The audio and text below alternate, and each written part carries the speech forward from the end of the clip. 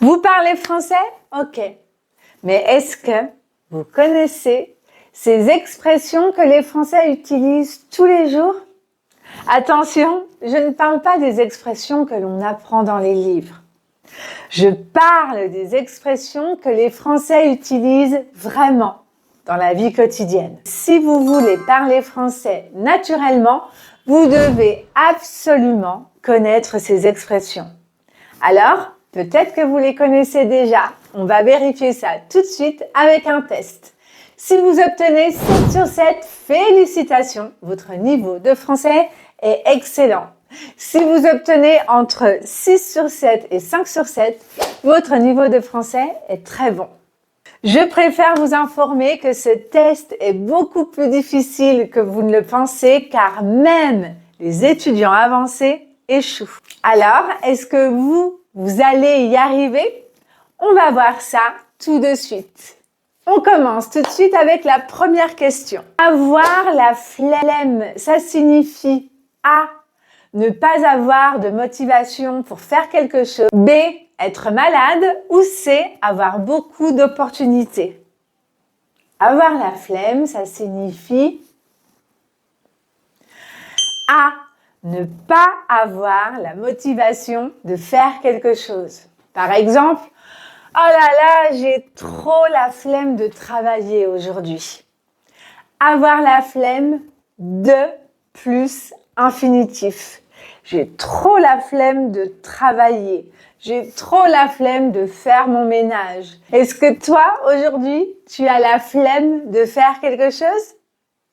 Utilise donc la structure avoir la flemme de plus infinitif. Vas-y, parce que oui, je pense que parfois, on a tous la flemme de faire quelque chose. Alors, toi, tu as la flemme de faire quoi aujourd'hui?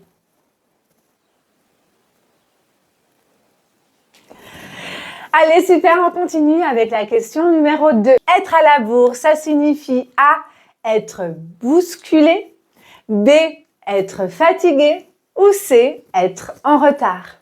Être à la bourre, ça signifie, évidemment, être à la bourre, c'est être en retard. Désolée, j'arrive dans 5 minutes, je suis à la bourre ce matin. Et tu vois, de manière très naturelle, je dis je suis à la bourre ce matin. N'oubliez pas de compter vos points. Question numéro 3. A, ça me saoule, ça signifie A, j'ai soif. B, j'ai faim. Ou C, ça m'énerve. Ça me saoule, c'est... Oui, réponse C, ça m'énerve. Quand quelque chose te saoule, c'est vraiment quelque chose qui t'énerve, qui te frustre. C'est relou, ça signifie A, c'est fatigant. B, c'est énervant. Ou C, c'est rapide. C'est relou, ça signifie c'est énervant. Et en fait, est-ce que vous saviez que relou, c'était du verlan? Le verlan, ça consiste à inverser les syllabes.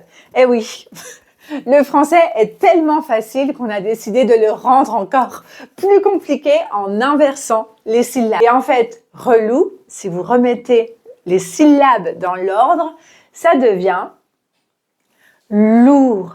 Lourd, c'est lourd, ça veut dire c'est lourd, c'est pesant, c'est ennuyant. Par exemple, il pleut encore, c'est relou.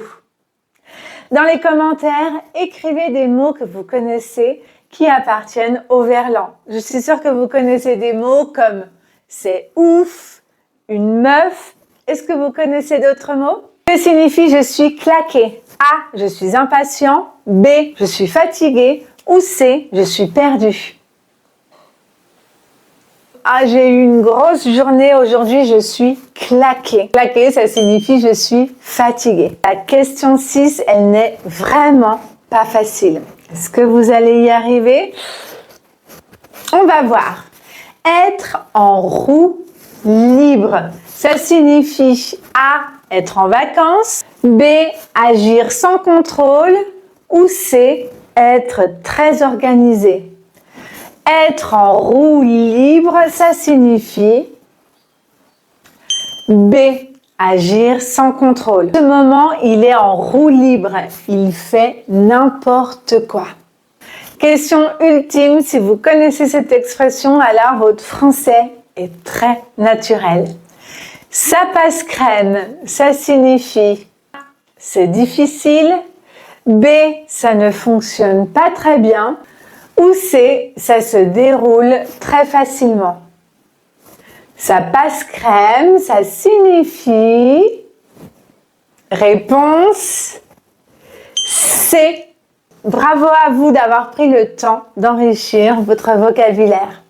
Je suis sûre que vous avez encore 5 minutes à consacrer à votre apprentissage du français.